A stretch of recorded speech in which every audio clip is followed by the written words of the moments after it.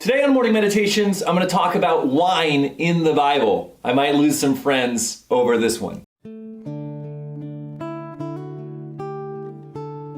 This is Morning Meditations with me, Pastor Ryan Hayden of Bible Baptist Church. To hear more or find out more about our church, visit BibleBaptistMattoon.org. On Sunday evenings, I've started preaching through the miracles of Jesus in the book of John. And the very first miracle of Jesus is when Jesus turned water into wine at the wedding in Cana.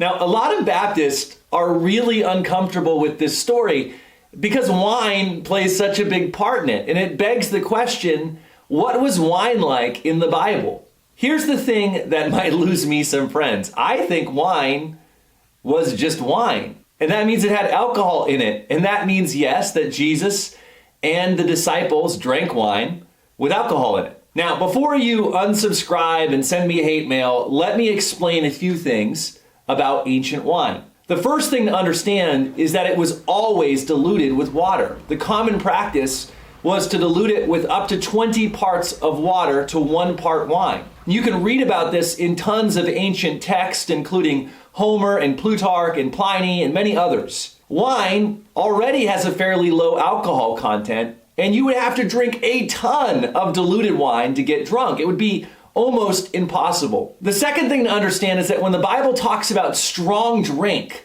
it's not referring to distilled spirits like whiskey and vodka. Distillation didn't even exist until the 13th century. So if strong drink isn't whiskey and vodka, then what is it?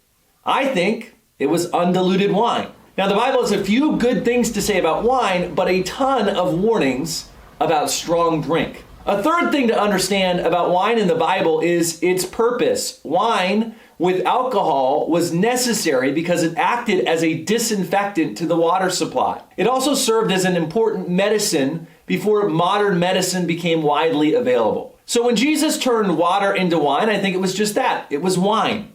I also think they would have taken that wine and immediately diluted it with water, like they almost always did, making the alcohol content negligible and making it almost impossible to get drunk. So, should we drink today?